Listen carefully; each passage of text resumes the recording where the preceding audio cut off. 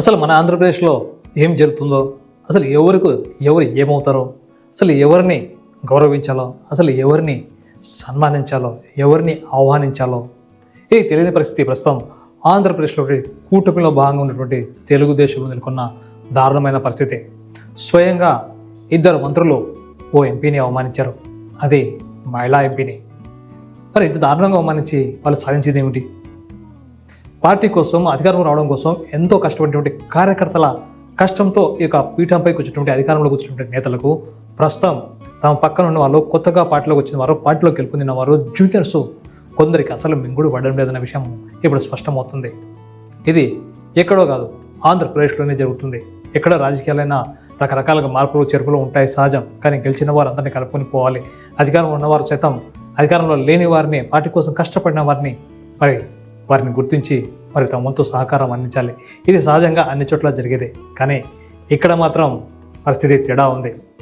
ఏకంగా ఆహ్వానించి అవమానించడం ఒక్క టీడీపీలోనే సాధ్యమా అనిపిస్తుంది ఈ విషయం మనం తెలిస్తే. అంతకుముందు మా ఛానల్ సబ్స్క్రైబ్ చేయండి, షేర్ చేయండి, లైక్ చేయండి. మీ చుట్టుపక్కల ఉన్న సమాచారాన్ని మాకు తెలియజేయండి, మేము ప్రసారం చేస్తాం.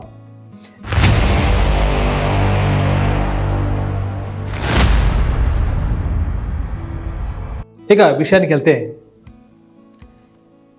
ప్రస్తుతం కూటమి ప్రభుత్వంలో లుకలుకలు మొదలైనట్టు మనకు కనిపిస్తుంది. అంటే అది బీజేపీ నుంచి, జనసేన నుంచి కాదు, ఏకంగా కూటమిలో ప్రధాన భాగస్వామి అనేటువంటి టీడీపీ నుంచే ఈ యొక్క లుకలుకలు కోటకు పీటలు పాడడం స్టార్ట్ అయ్యేట్టు మనం భావించవచ్చు. ఇటీవల జరిగినటువంటి ఈ యొక్క జిల్లా అధ్యక్షుల ఎంపిక నుంచి మొదలుకొని మరి ఈ యొక్క చీలిక ప్రారంభమైందన్న సంకేతాలు వినిపిస్తున్న నేపథ్యంలో ప్రస్తుతం నంద్యాల జిల్లా కేంద్రంలో జరిగినటువంటి ఓ సంఘటన, ఓ ప్రారంభోత్సవ కార్యక్రమంలో జరిగినటువంటి ఓ వింత అందరి నోట నానుతుంది. చూసిన జనమంతా కూడా ఇదేమి కనీసం మర్యాద లేదా అని అనుకుంటున్నారు. ఆ మర్యాద ఎవరికి లేదా? అసలు ఎవరికి మర్యాద ఇవ్వాలి? మర్యాద ఇవ్వాల్సిన వాళ్ళు ఎవరు? నిజంగా గౌరవించుకోవాల్సినటువంటి తెలుగుదేశం పార్టీ పేరులోనే ఉంది. తెలుగుదేశం అంటే తెలుగు బిడ్డలం, ఒకరినొకరు గౌరవించుకోవాలి. ముఖ్యంగా ఆడపడుచులను మరింత గౌరవించుకోవాలి. కానీ ఇక్కడ ఆడపడుచుని అవమానించే సందర్భం జరగడం నిజంగా చాలా విచారకరం అంటున్నారు సీన్ చూసినటువంటి నేతలు, అక్కడ ఉన్నటువంటి పార్టీ కార్యకర్తలు, ఆ ప్రాంతంలో ఉన్నటువంటి ప్రజలు సైతం. ఈ మాట ఎందుకు అనాల్సి వస్తుందంటే, మరి గత ఎన్నికల్లో టీడీపీ అధికారంలో రావడానికి ప్రతి ఒక్కరూ పార్టీలకు అతీతంగా పనిచేశారు.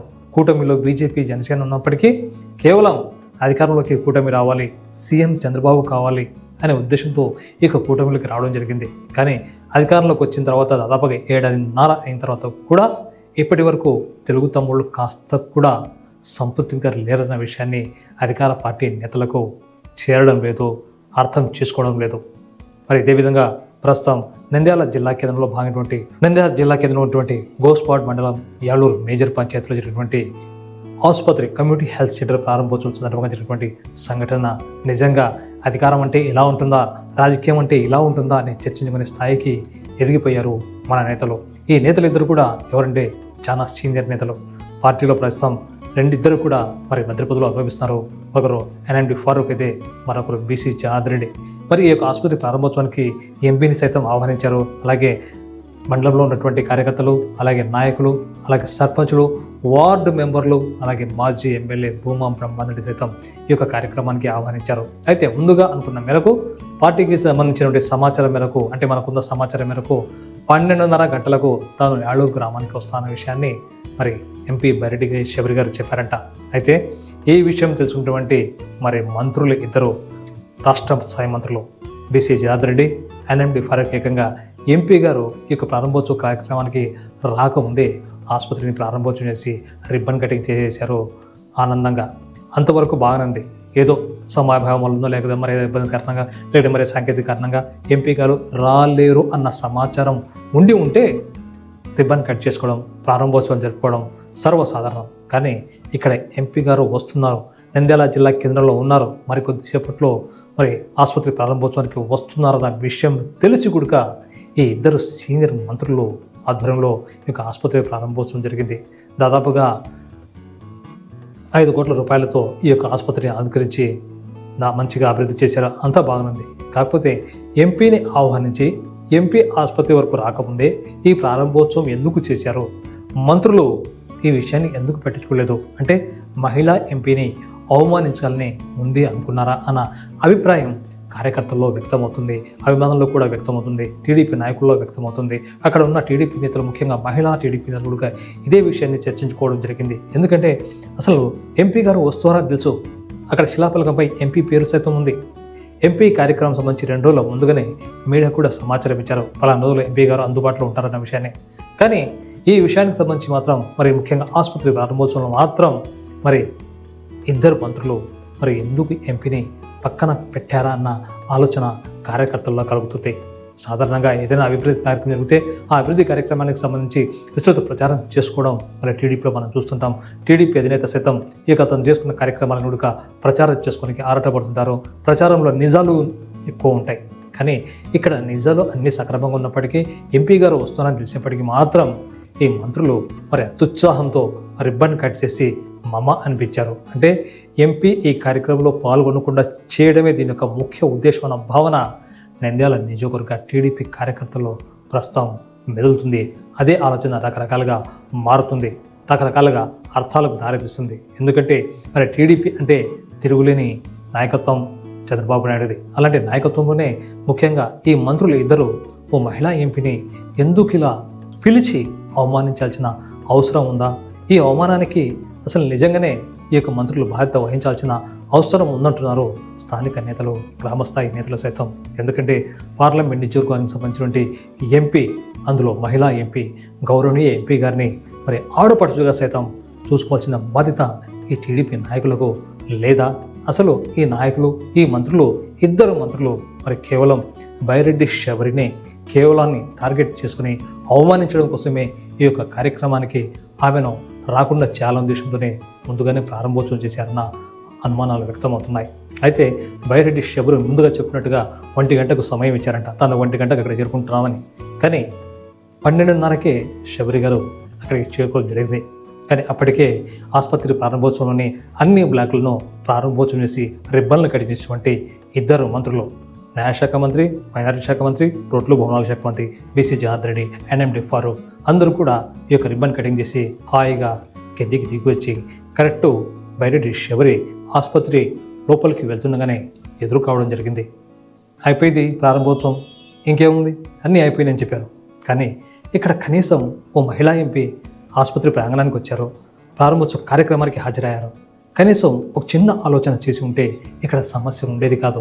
నిజంగానే మంత్రుల యొక్క పెద్ద మనసును స్థానిక ప్రజలు, పార్టీ కార్యకర్తలు, పార్టీ సైతం చాలా అభినందించుడేది.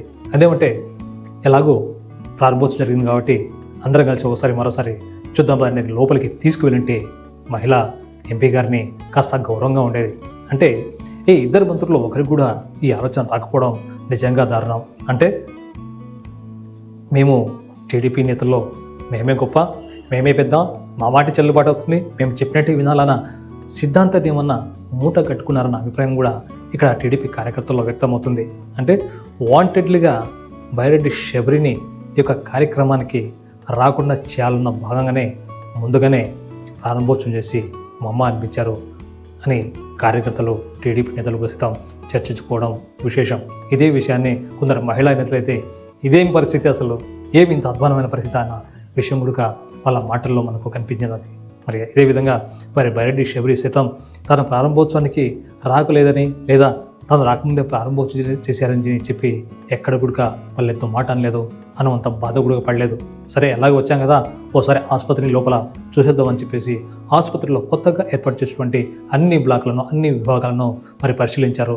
సంబంధిత వైద్య సిబ్బంది సైతం అక్కడికి వచ్చేసి ఆమెతో పాటుగా ఈ యొక్క ఆసుపత్రిలో ఏర్పాటు చేసినటువంటి సౌకర్యాలు, ఆధునిక సౌకర్యాలు, పరికరాలు, అలాగే బెడ్స్ ఇవన్నీ కూడా ఎన్ని ఉన్నాయి, ఏ విభాగానికి ఎవరు పనిచేస్తారనే విషయాన్ని మరి బైరెడ్డి శబరికి వివరించారు.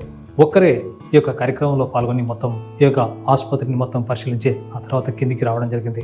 అనంతరం ఈ యొక్క ఆసుపత్రి ప్రాంగణంలో ఏర్పాటు చేసినటువంటి సమావేశంలో మరి బైరెడ్డి శబరి కూడా పాల్గొన్నారు. అప్పటికే మంత్రులు ఇద్దరు వేదికపై కూర్చున్నారు, మరికొంతమంది అధికారులు సైతం కూర్చున్నారు, మరికొందరు పార్టీ నేతలు సైతం ఆ వేదికపై ఉన్నారు. అయితే మరి తాను రాకముందే ఈ యొక్క ప్రారంభోత్సవం చేయడం వెనుక ఉద్దేశం ఏమిటో అన్న విషయంలో మాత్రం మహిళా ఎంపీ గారు అయినటువంటి బైరెడ్డి శబరి గారు కాస్త ఆవేదన చెందినట్టు కనిపిస్తుంది. అందుకే కార్యక్రమంలో పాల్గొన్న ముక్తసరిగా రెండే మాటలు మాట్లాడిసి తనకు మరో కార్యక్రమం ఉందంటూ మరి అక్కడి నుంచి నంద్యాలకు వెళ్ళిపోవడం జరిగింది.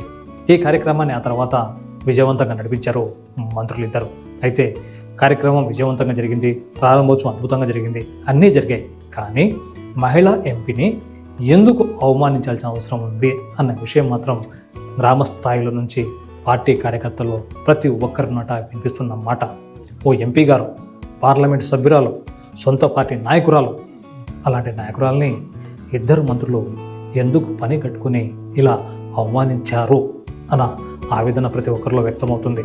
నిజంగానే తప్పంటూ జరిగితే లేదా రావడంలో ఆలస్యం ఏమంటే సారమ్మ అని చెప్పినప్పుడు అక్కడ గౌరవంగా మర్యాదగా ఉండేది. కనీసం వచ్చిన కామన్ సెన్స్ వినియోగించడం కూడా చాలా బాగుండేది. అలా కాకుండా మరి ప్రారంభోత్సవం అయిపోయిందంటూ ఏకంగా బయటకు వచ్చేసి శబరిని ఒంటరి చేసే ప్రయత్నం చేశారు. కానీ ప్రజల అభిమానులు ఉన్నటువంటి ఆ అభిమానంతో మరి బైరెడ్డి శబరి ఆసుపత్రి మొత్తాన్ని పరిశీలించి అక్కడి సౌకర్యాలను తెలుసుకోవడం నిజంగా చాలా సంతోషదాయకం అంటున్నారు పార్టీ కార్యకర్తలు, నేతలు అందరూ కూడా.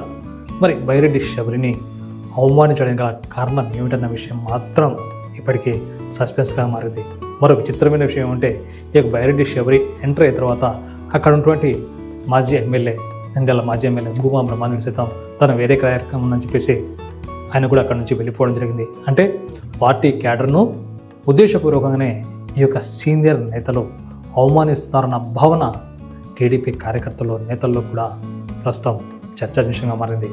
అయితే ఈ వార్త చేస్తున్న సమయానికి అందిన సమాచారం ఏమంటే తనకు జరిగిన అవమానం గురించి, ముఖ్యంగా ఏళ్లూరు ప్రాథమిక ఆరోగ్య కేంద్రం ప్రారంభోత్సవం విషయంలో జరిగినటువంటి విషయంపై ఇప్పటికే సీఎం దృష్టికి తీసుకువెళ్ళినట్టుగా సమాచారం. మరి సీఎం గారు చూస్తున్నారుగా,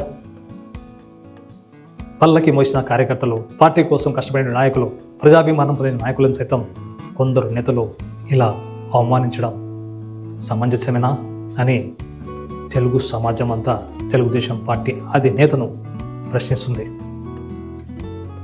పార్లమెంట్ సభ్యులు అంటే సామాన్య విషయం కాదు.